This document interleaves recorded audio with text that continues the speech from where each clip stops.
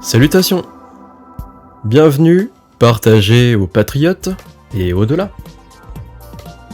Aujourd'hui, je vous partage le contenu d'une autre personne. Lorsque je fais ça sur YouTube, dans le titre de la vidéo, j'appellerai ça Retrouf. Donc en l'occurrence, c'est une vidéo de Vivre Sainement qui lui a traduit une vidéo de Mister Trouf-Bombe qui a fait un documentaire qui nous parle du plan de Trump, de Poutine, comme quoi ils sont en coopération et que c'est pas des conneries, qu'il y a bien un plan pour nettoyer l'état profond. Et en plus d'uploader ça sur YouTube, j'y ajoute ma participation au doublage. Bonne vidéo. Mais c'est seulement au bord du gouffre que les gens trouvent la volonté de changer, seulement au bord du précipice. Drainer le marécage, balayer tous les méchants en un seul coup. Où nous allons? Nous y allons tous. C'est le calme avant la tempête. Vous savez ce que ça représente? Dites-nous alors. Je sais pas, c'est peut-être le calme avant la tempête. C'est quoi la tempête? Ça pourrait être le calme avant la tempête. Alors bien évidemment, pour tous ceux qui connaissent Q, ils comprennent très bien ce premier extrait très symbolique des drops de Q. Pour tous ceux qui connaissent pas encore Q, je vais prendre une petite minute pour pouvoir l'expliquer. Q est apparu pour la première fois en octobre 2017 sur un forum en ligne anonyme appelé 4chan. Il publiait des messages qui impliquaient une connaissance très approfondie et détaillée d'événements à venir tout droit sortis du futur. Plus de 3000 messages plus tard, Q a créé un portrait d'un syndicat mondial du crime opérant en toute impunité partout dans le monde et ce depuis des dizaines d'années, voire des centaines. Tout le monde peut bien remarquer que plus rien ne semble cohérent actuellement. Beaucoup de choses semblent illogiques. La vie semble tellement décadente, grossière, violente. Mais alors, pourquoi? Nos vies sont en fait gouvernées par une élite mondiale très puissante, très riche, très influente qui gouverne non pas pour le bien commun des peuples, mais uniquement pour leurs propres intérêts à ces 0,1% de la population mondiale. Et donc ils nous entraînent dans leur monde sans foi ni loi. Q lance ses messages appelés Drop annonce un plan secret militaire en préparation pour stopper ces élites, les arrêter, les juger et redonner les pleins pouvoirs au peuple du monde. Alors tout ceci peut sembler fantasmagorique, irréel, sorti d'un film. Cependant ces messages, ces avertissements sur des événements futurs se réalisent avec des deltas d'une précision chirurgicale. Par exemple, ceux qui suivent Q étaient préparés longtemps à l'avance à l'apaisement des hostilités avec la Corée du Nord et à la découverte de l'Ukraine comme foyer de corruption pour les politiciens américains. Ceux qui suivent Q encore en savaient beaucoup plus sur les activités de Jeffrey Epstein bien avant le grand public et anticipaient des révélations encore plus choquantes à venir. Tout était déjà écrit et il ne restait plus qu'à remettre les messages de Q dans leur contexte. Trump serait également l'un des instigateurs de ce plan pharaonique. Il ne l'a jamais dit ouvertement, mais certaines de ses allusions à Q sont clairement évidentes. Parmi ces allusions, on peut retrouver entre autres un bébé portant la lettre Q dans son dos à l'un de ses rallyes, ou des expressions de Donald Trump bizarrement reprises exactement à l'identique des drops de Q comme le calme avant la tempête. Les messages de Q sont très souvent cryptiques, énigmatiques et subtils, n'offrant que des indices qui demandent un contexte d'événement pour pouvoir s'expliquer. Nous allons voir ensemble dans ce générique quelques messages de Q. Les patriotes ont le contrôle.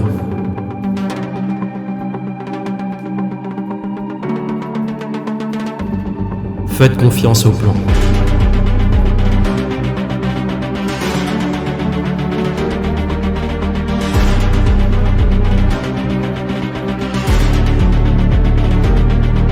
Rien n'est aléatoire, tout a un sens. Plus.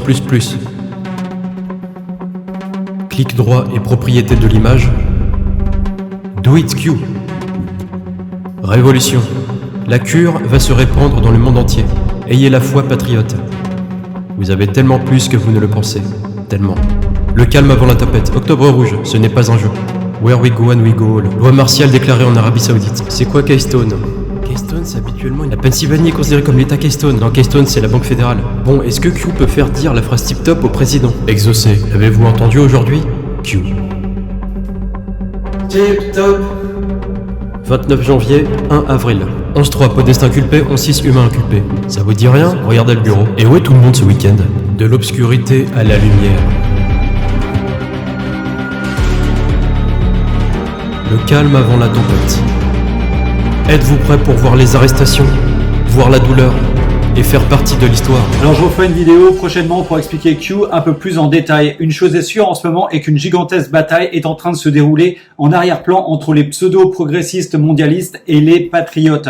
Notre futur à tous va prendre un virage à 90 degrés à l'issue de cette bataille. Un de ces mondialistes progressistes, Klaus Schwab, président du Forum économique mondial, nous le confirme. Le monde doit surmonter non seulement les dommages causés à nos économies et à nos sociétés par le C-19, il doit également faire face aux répercussions d'un premier affrontement dangereux entre les grandes puissances mondiales. L'histoire est véritablement à un tournant. Nous ne connaissons pas encore toute l'ampleur des changements systémiques et structurels qui se produiront. Cependant, nous savons que les systèmes énergétiques, les systèmes alimentaires et les chaînes d'approvisionnement mondiaux seront profondément affectés. Donc je rappelle que ce pauvre type est l'un des gars qui veut tous nous injecter avec leur poison expérimental, créant des millions d'effets secondaires graves allant jusqu'à la mort. Ce gars veut aussi nous déposséder de tout bien, de toute liberté, de tout droit, veut nous pucer comme des chiens, nous censurer massivement sur les réseaux sociaux, opérer une grande réinitialisation, détruire tous les pays, toutes les économies, pour instaurer un gouvernement mondial dirigé par eux, les 0,1% des élites qui pillent et détruisent notre monde. Certains vont me dire, oui, mais Chris, t'hallucines un peu, faudrait vraiment que tu te reposes, c'est trop gros pour être vrai. Alors bon, pour tous ceux qui me diront ça, je vous conseille de lire son livre, The Great Reset, où il a tout écrit dedans. Il y a juste à le lire pour comprendre la malfaisance de tous ces gens-là, qui soutiennent entre autres un gouvernement ukrainien armé de nazis avec le président Zelensky, que tous les médias de propagande et politiciens va-t-en-guerre adorent, et qui pourtant, bizarrement, faisait l'apologie du nazisme dans l'un de ses sketchs auparavant, avant de devenir subitement président d'Ukraine. Si vous le pouvez, envoyez-moi le livre d'Hitler, Mein Kampf. Ici, tout a été vendu. Parfois, je fais des exercices matinaux sur le balcon. J'aime ça, du cœur au soleil. Voilà donc du cœur au soleil, un vrai salut nazi recommandé par le président ukrainien. Anders Breivik, un nazi norvégien, tueur en série, montrait également comment le faire, ce salut nazi du cœur au soleil. Allez, on se le repasse au ralenti. Portait en elle des suites bien plus belliqueuses. Non, je dis pas que Macron est un nazi, je dis juste que son geste ressemble beaucoup au salut nazi, sans transition aucune. Je rappelle que la plupart des pays qui soutiennent Zelensky et ses nazis font partie de l'OTAN et que après la Seconde Guerre mondiale, l'OTAN était dirigée par un nazi. Un des premiers secrétaires de l'ONU était nazi, un très haut gradé de la NASA était nazi et le premier président de l'Europe était nazi. Bien sûr, vous trouverez toutes les sources de ce que je dis sous cette vidéo. Je rappelle également qu'en 1943, en pleine guerre, les États-Unis ont rencontré secrètement les nazis en Suisse afin d'exfiltrer les très hauts gradés nazis ainsi que 1700 scientifiques nazis pour les faire travailler aux États-Unis. Alors que pendant ce temps-là, la Russie était en train de faire reculer l'armée nazie et de gagner la guerre. Puis l'armée américaine a débarqué en juin 1944 pour s'offrir la gloire des héros. Je rappelle juste que 84% des soldats morts au combat pendant la Seconde Guerre mondiale étaient des Russes et pourtant on n'attribue aucun mérite à la Russie. Alors on revient tout de suite sur le documentaire. La partie suivante sera certainement ennuyeuse pour certains. On va juste parler de la ruine complète de l'économie mondiale dans les mois qui arrivent. La Russie est sur le point de détruire la valeur du pétrodollar de l'État profond dans le monde entier. Elle a décidé de vendre son pétrole et son gaz uniquement en roubles. Quiconque veut acheter du pétrole ou du gaz devra soit payer en roubles, soit payer en or. Et ils recevront pas la valeur de l'or en dollars américains qu'ils offrent en paiement. Les gens du monde entier vont littéralement convertir leur argent en roubles et se débarrasser des dollars et des euros. Ce que la Russie vient de faire est l'équivalent financier de la détonation d'une bombe nucléaire. La dernière personne à avoir essayé de garantir sa monnaie avec de l'or était Muammar Kadhafi. Donc maintenant, nous pouvons clairement voir que la cabale de l'État profond panique. Ils savent que ce que la Russie a fait va complètement détruire le dollar américain et l'euro. Bien sûr, ils vont maintenant pousser à la guerre comme ils l'ont toujours fait. L'Europe, qui a besoin du gaz et du pétrole russe, devra désormais acheter des roubles à Poutine contre de l'or ou payer le pétrole et le gaz avec de l'or lui-même. Les pays étrangers qui détiennent en réserve les obligations de la dette libellée en dollars des États-Unis y verront un avantage immédiat et bien moindre. Et nous voudrons commencer à nous en débarrasser en faveur de quelque chose de plus stable qui conserve sa valeur. En fait, toute monnaie liée à l'or remplit toutes les conditions requises. Cela signifie que des pays comme l'Inde et le Japon vont commencer à se débarrasser de leurs dettes en dollars aussi vite qu'ils le peuvent. Pour éviter tout risque, ils se retourneront vers des monnaies plus stables comme le rouble. Cela aura un effet déflationniste sur le rouble, ce qui finira par le rendre plus précieux. Cela signifie également que Poutine peut modifier l'ancrage du rouble quand il le souhaite, ce qui le rend de plus en plus précieux. Le résultat immédiat est que tous ces pays étrangers qui vident leurs réserves en dollars vont faire rentrer tous ces dollars supplémentaires chez eux, causant une hyperinflation plus puissante que celle que nous avons déjà dans les pays occidentaux en ce moment. Voilà, donc tout ça vient des accords de Bretton Woods signés en 1944 en pleine guerre par 44 pays afin d'assurer la stabilité économique et la reconstruction des pays touchés par la guerre. Les accords de Bretton Woods ont instauré un nouvel ordre monétaire international. En gros, les échanges internationaux devraient se faire en or ou en dollars et seul le dollar pouvait acheter de l'or. Donc bien évidemment, les Américains sont sortis très grands gagnants de ces accords. Bretton Woods s'est apparenté à une domination militaire, politique et économique, mais aussi énergétique des États-Unis. Le gros hic dans l'histoire était que les Américains devaient posséder autant d'or que d'argent papier en circulation pour assurer une valeur stable du dollar. Et en 1971 arriva ce qu'il devait arriver. Le président américain Richard Nixon a signé officiellement la fin de Bretton Woods car plus assez d'or pour couvrir les dollars en circulation. Trop de dollars imprimés ont créé une inflation énorme sur le pouvoir d'achat et une dévaluation du prix du dollar. Nixon fut contraint de dévaluer le dollar de 7,9% et un an plus tard, une autre dévaluation fut nécessaire, affectant cette fois l'économie de tous les autres pays du monde et causant une grande partie du premier choc pétrolier de 1973. Aujourd'hui, on estime que le dollar a perdu 98% de sa valeur depuis 1971, entraînant avec lui toutes les autres devises du monde qui continuent à l'utiliser comme monnaie de référence. Donc toutes les monnaies référencées sur le dollar vont s'effondrer très rapidement, l'euro y compris. La Russie, quant à elle, dernièrement a indexé sa monnaie, ses roubles, sur ses stocks en or afin d'assurer la stabilité de sa monnaie. Et les autres pays vont certainement se débarrasser de leurs dettes en euros et en dollars afin d'acquérir une monnaie stable, le rouble, ce qui va bien sûr faire s'effondrer très rapidement l'euro, le dollar et toutes les autres devises en cours. D'ailleurs, l'euro est déjà en train de baisser. Alors on pourrait se dire c'est la faute à Poutine, mais ceci n'est pas de sa faute, mais bien sûr la faute de ces globalistes qui nous poussent vers le grand reset.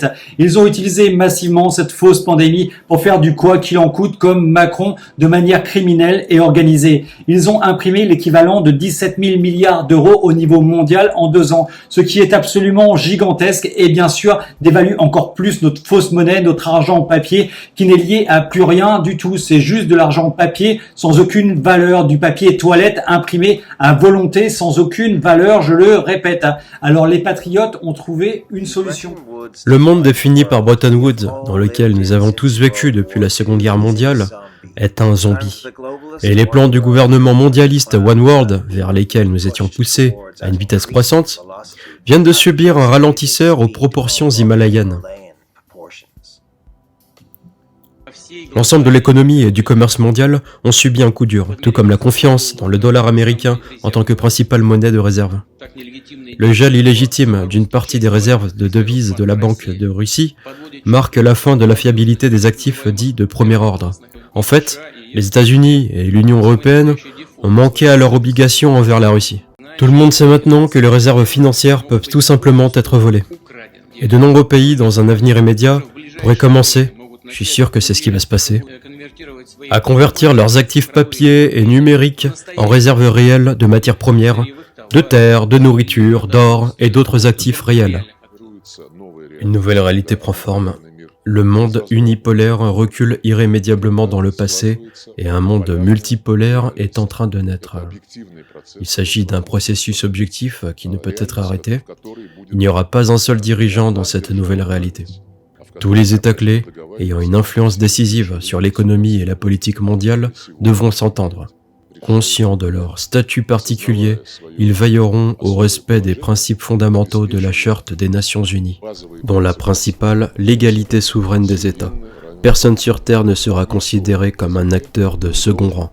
Toutes les nations seront égales et souveraines. La solution sera donc de ne plus se référencer sur le dollar, cette monnaie qui ne vaut plus rien car instable, et de revenir au stock d'or. Vous savez, cet or dont le traître Sarkozy a vendu 1/5 de nos stocks en France et dont Macron veut que tous les pays du G7 vendent leur or comme par hasard. Tout ceci est bien sûr organisé afin de faire s'écrouler l'économie mondiale. Les patriotes vont également investir dans les crypto-monnaies. Alors attention, les crypto-monnaies ne sont pas du tout la monnaie numérique que veut imposer cette élite mondialiste. Les mondialistes veulent créer une crypto-monnaie centralisée et totalement gérée par eux-mêmes, pour eux-mêmes, et le tout pour obtenir le plein contrôle sur nous. Alors que les vraies crypto-monnaies sont totalement décentralisées et un point très important, elles ont un nombre de jetons limité, ce qui empêche de créer de nouveaux jetons et donc de subir une quelconque inflation.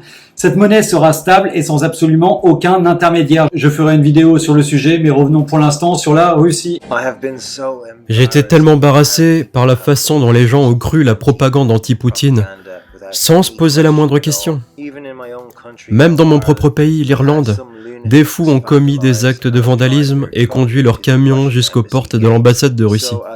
En tant qu'Irlandais, je voudrais donc présenter mes excuses au peuple russe pour ce comportement honteux et irrespectueux.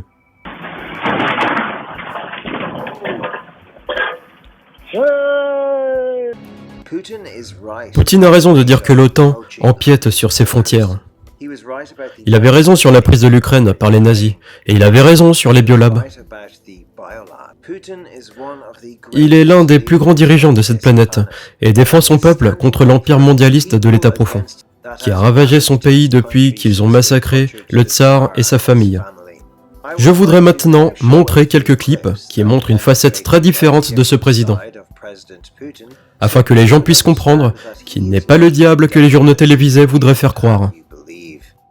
Mes amis, prenez le temps de regarder cet extrait, c'est très important pour comprendre le déferlement de haine envers Poutine. C'est un peu long mais essentiel pour pouvoir le comprendre.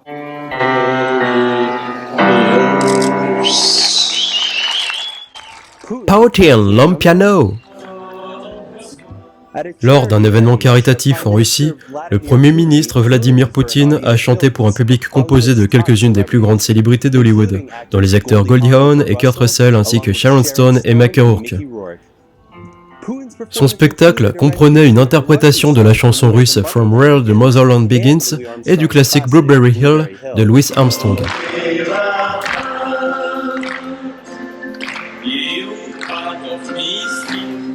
Pour le final, Poutine et plusieurs des stars présentes ont interprété une chanson russe à succès des années 80. L'événement a été organisé dans le but de collecter des fonds pour les enfants atteints de cancer et de maladies oculaires. Je vais juste mettre quelque chose et je m'en vais au Kremlin. Je vais juste mettre mon costume en jean. Sonia s'apprête à rencontrer Vladimir Poutine, un rendez-vous qu'elle a fondamentalement exigé lors de leur dernière rencontre. Le président a rendu visite aux petits patients du centre oncologique pour enfants à Moscou. Vous vous souvenez que vous avez promis l'année dernière de m'amener au Kremlin? Ouais. Eh bien, vous m'avez toujours pas emmené.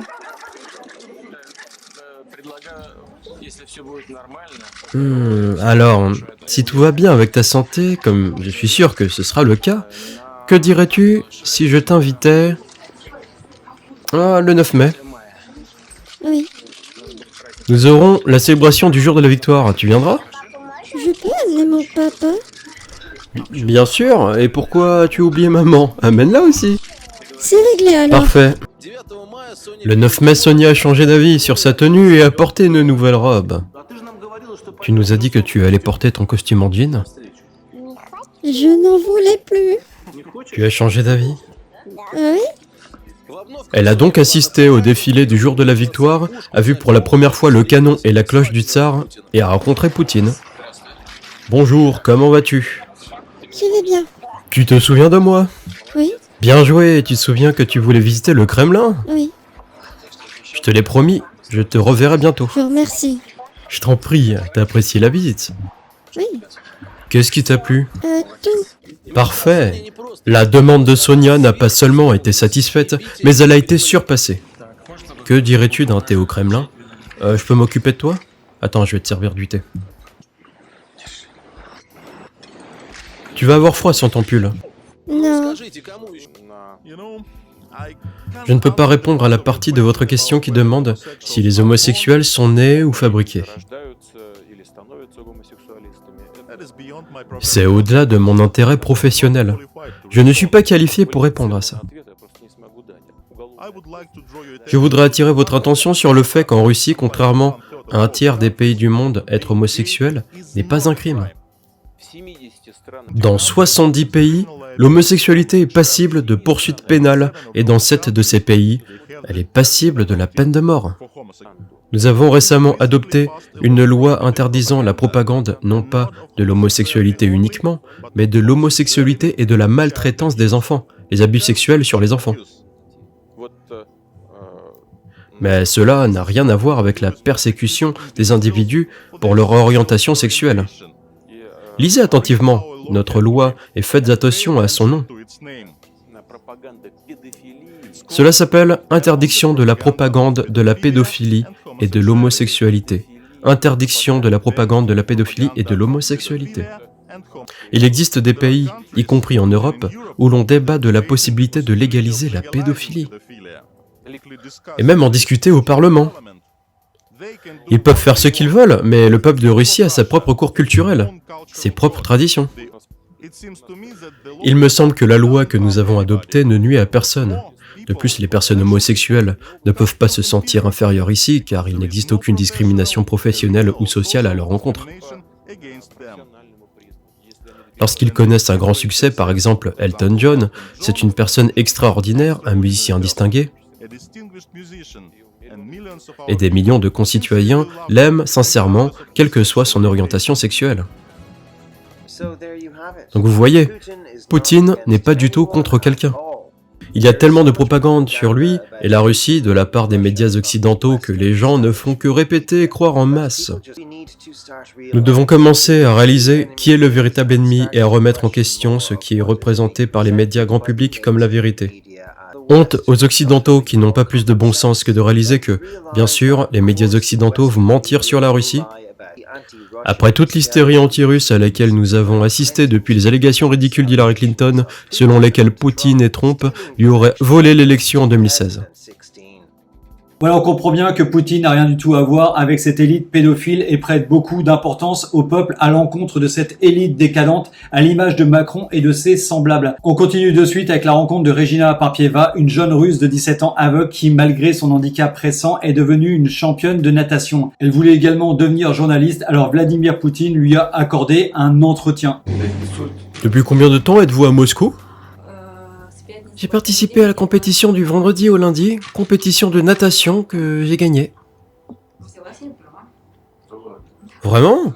Super, bien joué. Quel était le style de natation ? La brasse, 2 distances, 50 et 100 mètres. Joli, félicitations. Merci beaucoup. Vous nagez aussi ? Oui, je nage un peu aussi. Ah, c'est très bien. Probablement pas aussi bien que vous, mais je ferai de mon mieux. Je vous souhaite le meilleur. Est-ce que je peux te voir ? Bien sûr. Les petits détails peuvent souvent en dire long sur la personnalité d'une personne. Il y a quelques années, Poutine a rencontré une jeune fille aveugle qui lui a donné une petite statue en cadeau. Lors de la réunion de Poutine avec son ministre de la Défense il y a quelques jours, la petite statue de la jeune fille a été aperçue sur le bureau de Poutine.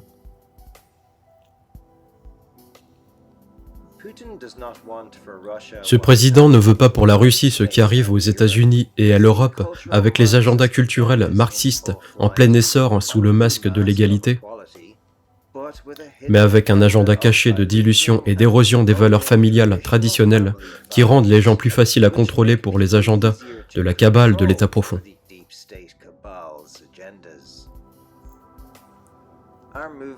Notre mouvement ne se soucie pas de la couleur de votre peau, de votre sexualité ou de votre sexe. Ces sujets ont été utilisés comme des outils de division pour nous distraire pendant qu'ils poursuivent tranquillement leurs agendas. Poutine n'a-t-il pas tort à propos de l'Occident ?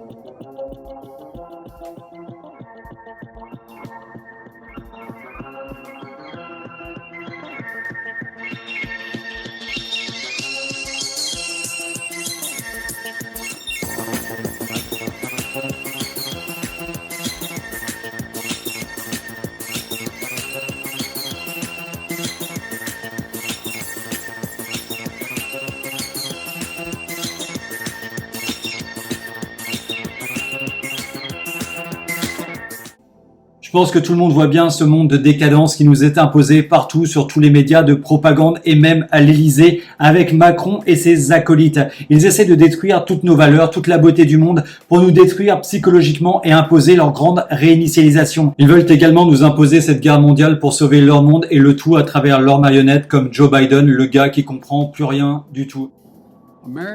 L'Amérique est une nation qui peut être définie en un seul mot. Les contreforts de l'Himalaya, avec Xi Jinping, qui voyage avec eux, à moins que nous ne fassions 17 000 miles, vice-président. Je n'en suis pas sûr. Ce que tu viens de dire est l'une des choses les plus folles et idiotes que j'ai jamais entendues. Nous pouvons constater qu'il y a des patriotes de la Maison-Blanche en poste dans de nombreux pays. Imran Khan au Pakistan, Modi en Inde, Bolsonaro au Brésil et AMLO au Mexique, pour n'en citer que quelques-uns.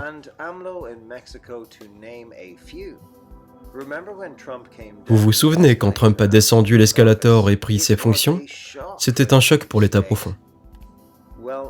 Cet article est sorti bien avant que Q ne le publie et je l'ai partagé à l'époque pour étayer mon hypothèse selon laquelle Trump était du bon côté et s'opposait à l'État profond. Je disais que sa victoire électorale était une affaire énorme car nous avons tout de suite vu Trump prendre des mesures telles que la fin du TPP, alors vous pouvez imaginer quand Q est apparu. J'étais convaincu que c'était la confirmation que j'attendais. L'idée que Trump fasse la promotion de l'or, comme le suggère l'article d'opinion de Forbes, irait totalement à l'encontre de leur système de pétrodollars de Bretton Woods et de leurs réserves fractionnaires de prêts. Au cours de sa première année, Trump, en tant que président, a fait le tour du monde en avion et l'accueil qu'il a reçu m'a fait penser qu'il y avait eu des accords secrets avec l'équipe Trump et d'autres leaders mondiaux qui s'unissaient secrètement pour exposer et évincer le système matriciel de pouvoir de l'État profond qui avait été installé dans le monde entier. Dans le premier pays qu'il a visité, Trump a obtenu une danse de l'épée en Arabie Saoudite, ce qui est un honneur énorme pour des personnes très spéciales. C'était presque comme s'il célébrait le lancement d'un plan pour se libérer de la Kabbale. Ce président entretient d'excellentes relations avec le prince héritier Mohammed bin Salman d'Arabie Saoudite, qui a apporté des changements sociétaux dans son pays, notamment en ce qui concerne les droits des femmes. La promesse performative du prince héritier Mohammed bin Salman sur l'égalité des sexes.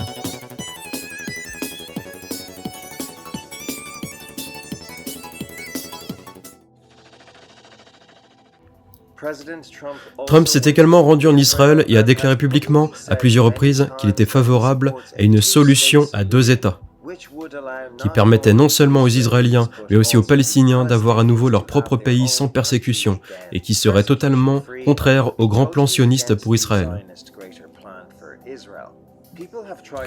Les gens ont essayé de traiter Trump de larbin sioniste, mais les médias du monde entier de l'élite politique ne traiteraient jamais l'un des leurs comme il l'a été. Il n'était clairement pas l'un d'entre eux. Il était et reste un étranger à leur système, une menace. Il a donc fait loger Kadhafi dans sa propriété à New York lorsque Kadhafi était aux États-Unis car aucun hôtel ne voulait le prendre. Je me demande de quoi ils ont parlé. Il a très souvent ouvertement dit à Obama de rester en dehors de la Syrie, qui est également diamétralement opposé au grand plan sioniste pour Israël. Et il a dit qu'il était très proche de Poutine.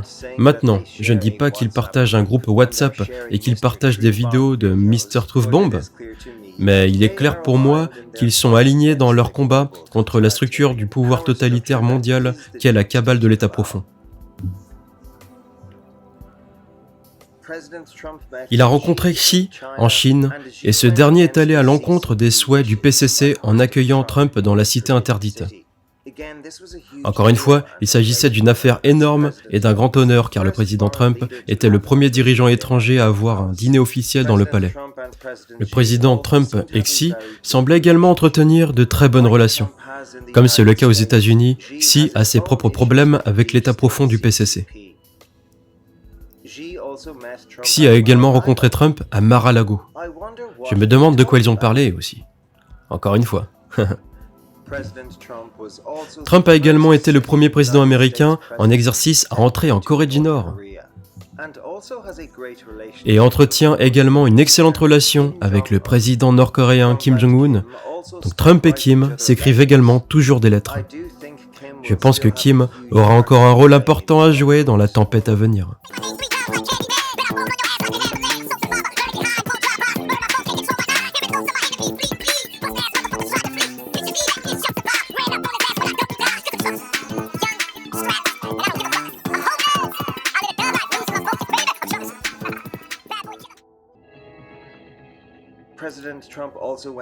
Trump s'est également rendu en Inde et a reçu un excellent accueil de la part d'un immense stade de personnes.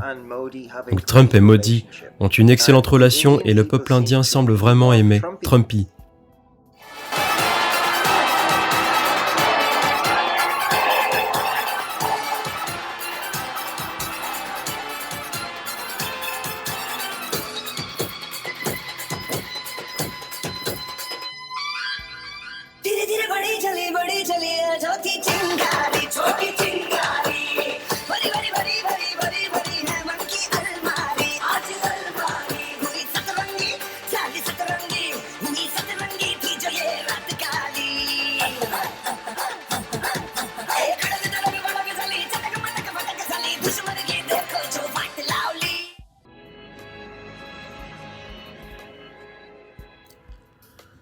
Il s'est également rendu au Japon et a ensuite été nommé prix Nobel de la paix par le Japon et la Corée du Sud.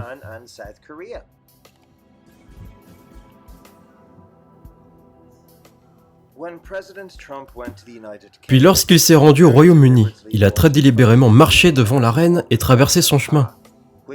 Ce qui est très symbolique du fait que Trump a déclaré que les patriotes américains coupaient les liens avec la société d'État dont le centre financier est basé à Londres. Avant de quitter ses fonctions, le président a agité ce dossier rouge de manière très délibérée sur cette vidéo postée par la famille Trump. Joyeux anniversaire, Erika!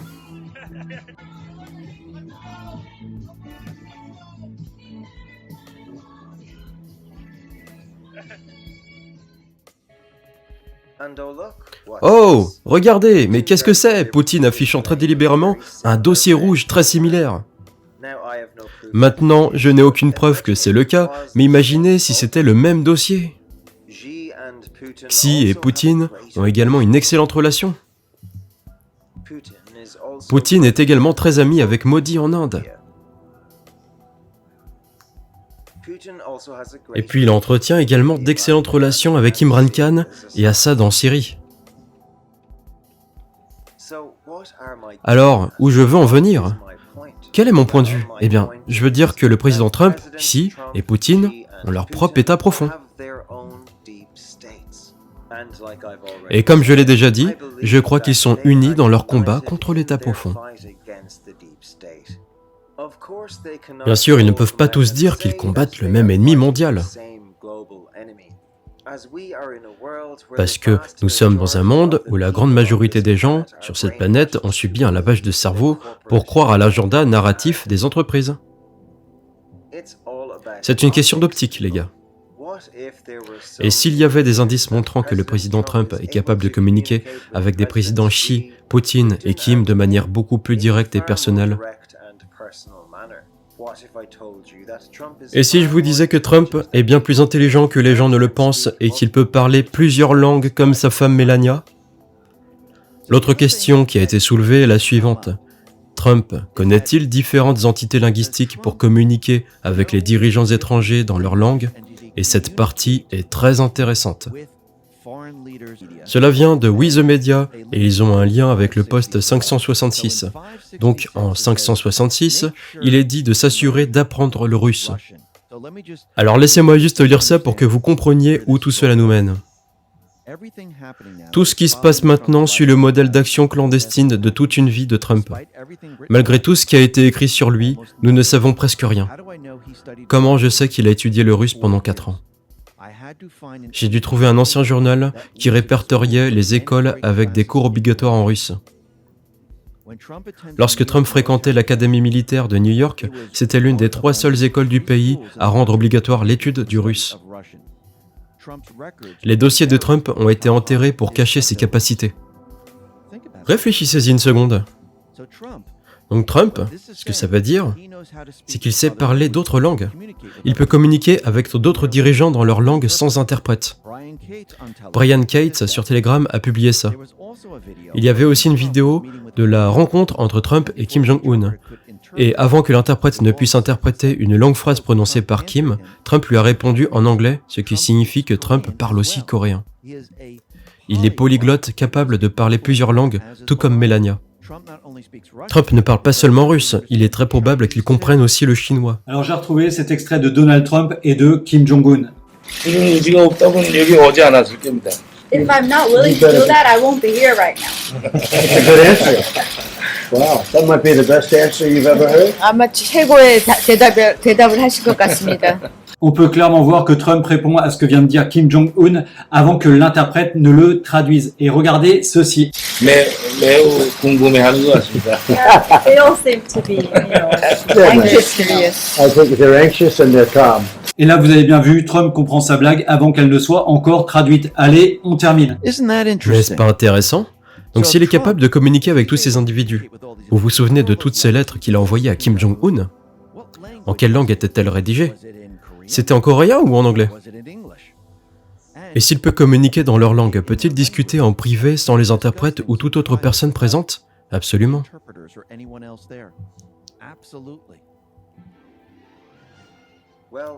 Bon, vous voyez. Je pense que les personnes capables de parler plusieurs langues sont de toute façon très intelligentes. Mais le fait que Trump puisse potentiellement communiquer facilement avec Xi, Poutine et Kim me semble très important. Et je pense que ça jouera un rôle dans ce qui se passera quand les choses se réchaufferont davantage. Quand les choses se réchaufferont, il semblerait que nous soyons en plein dedans et certainement que octobre sera rouge juste avant les élections des midterms aux États-Unis qui feront revenir Donald Trump au premier plan, destituer Biden en janvier et commencer les très nombreuses arrestations à l'international suivies de jugements dans le monde entier. Et ce sont des docus comme ça qui peuvent changer les choses. Tout comme 2000 mules qui vient de sortir et qui a fait en sorte que plusieurs maires dans le pays demandent à ce que les enquêtes sur la triche en 2020 reprennent afin que la liberté et la démocratie reprennent le pays en 2022.